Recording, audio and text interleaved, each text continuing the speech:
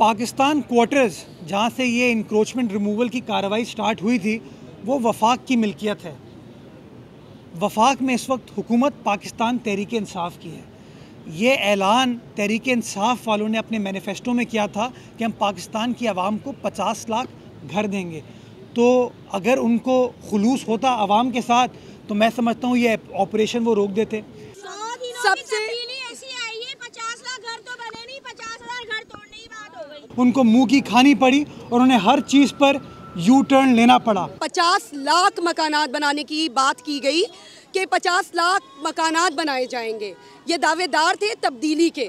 एक प्लेटफॉर्म है हमारा कि हम भी बेदखल किया जा रहा है, जो हमारा जायज़ हक था उससे हमें महरूम किया जा रहा है, और वो भी मिली भगत से। 25 जुलाई के बदनसीब दिन के बाद जो इनकलाब इस मुल्क में आया है उसने कोई बेहतरी की नवीद इस कौम को नहीं सुनाई। पाकिस्तान की सियासी तारीख के ये 100 दिन सबसे बुरे 100 दिन है। यू टर्न जो शख्स ना ले वो बड़ा लीडर नहीं है। वज़ीर आला सिंध के मुशीर इत्तलात व कानून anti corruption barrister Murtaza Wahab ने कहा है कि तहरीक इंसाफ की हुकूमत के 100 दिन पूरे हो चुके हैं। ये 100 दिन का जाली निकाब सिर्फ अवाम के लिए मुसीबत लेकर आया है। उन्होंने कहा कि 25 जुलाई के बदनसीब दिन से आज 100 दिन पूरे होने तक सिर्फ बड़े बड़े वादे ही किए गए हैं। गैस, बिजली और अशिया ज़रूरियात के निर्ख आसमान से बातें कर रहे हैं। खान साहब ने ये वादा किया था कि मैं 50 लाख घर बनाऊंगा, लेकिन आपने देखा कि इन 100 रोज़ में पूरे पाकिस्तान में सैकड़ों घरों को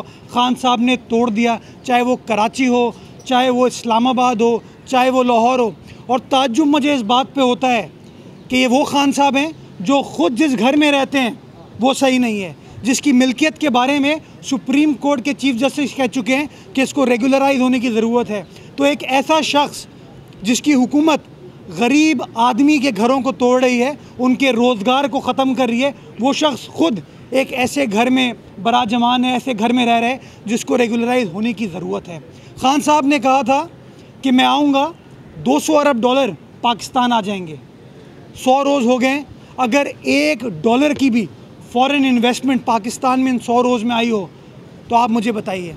सिर्फ झूठे वादे, खोखले वादे खान साहब ने किए, जिसका नतीजा आज कौम भुगत रही है। उन्होंने कहा कि ये 100 दिन पाकिस्तान की सियासी तारीख के सबसे बुरे और पुरआशोब दिन हैं। कौम को सिर्फ मायूसी के सिवा तहरीक इंसाफ की हुकूमत ने कुछ नहीं दिया। उन्होंने मजीद कहा कि अवाम को 1 करोड़ नौकरियां देने का वादा करने वालों ने किसी गरीब को रोजगार नहीं दिया, बल्कि गरीबों से रोजगार छीना जा रहा है, और सिर्फ एक शख्स को नौकरी दी जो पाकिस्तानी शहरियत भी नहीं रखता था। उसको वजीर आजम पाकिस्तान ने अपने मुआविन खुसूसी की हैसियत से तैनात किया है। PTI का नाम पाकिस्तान तहरीक इंसाफ नहीं बल्कि पाकिस्तान टर्निंग इंस्टीट्यूट हो गया है। खुदारा अपनी कही हुई बातों पर अमल करें, अपनी बातों पर खड़े रहें, क्योंकि आवाम अब इस बात पर सोचने पर मजबूर है कि खान साहब ने पिछले 5 साल सिर्फ गलत बयानी की, क्योंकि 100 दिन के अंदर उन्होंने किसी भी अपने वादे को वफा नहीं किया। ये कहते हैं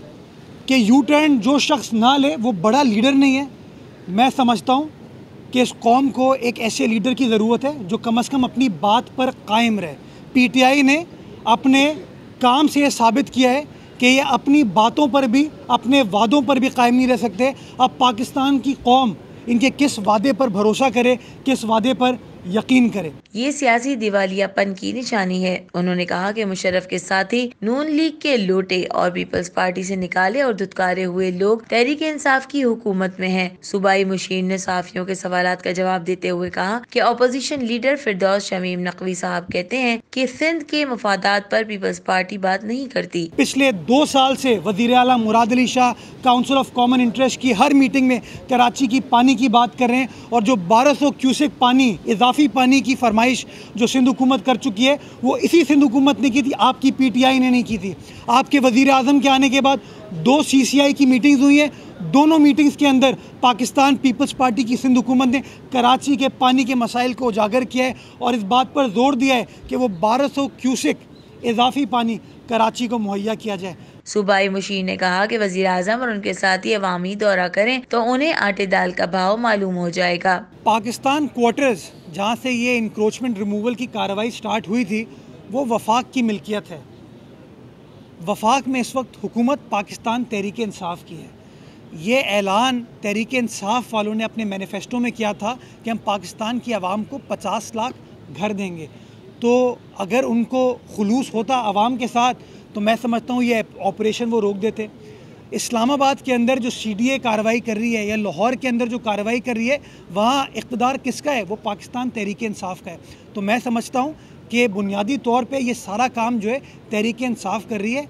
अगर तहरीक इंसाफ को अपनी वादों से वफा करनी होती तो क्यों ना वो सुप्रीम कोर्ट में दरख्वास्त लगाती और कहती कि इन लोगों को हम रेगुलराइज़ करते हैं, जिस तरह के वज़ीर आज़म साहब अपने घर को रेगुलराइज करना चाह रहे हैं। पीपल्स पार्टी की जड़ें आज भी अवाम में मौजूद हैं। पाकिस्तान के अवाम बिलावल भुट्टो जरदारी को अपना मसीहा समझते हैं। पीपल्स पार्टी रोटी कपड़ा मकान के नारे पर बिलीव करती है और हमने अमली तौर पर करके दिखाया है। हम गुजारिश ये करेंगे कि ये जिन लोगों को बेघर किया गया है, जिनके रोज़गार को ख़त्म करने की कोशिश की गई है, इनको रिहैबिलिटेट करने की ज़रूरत है। और मैंने शुरू में ये कहा कि बजाय इसके कि वफाकी हुकूमत बड़े बड़े दावे करे, इस बात में हमारे साथ आके बैठे, हमारी मदद करे ताकि हम इन लोगों को भी रिहैबिलिटेट कर सकें, क्योंकि ये भी जायज़ मुतालबा है। उन्होंने मजीद कहा कि थर के अवाम के लिए वफाकी हुकूमत ने कुछ नहीं किया। हर खानदान में मुफ्त गंदम की फराहमी और पीने के पानी के लिए RO प्लांट्स की तंसीब का सेहरा सिंध हुकूमत को जाता है।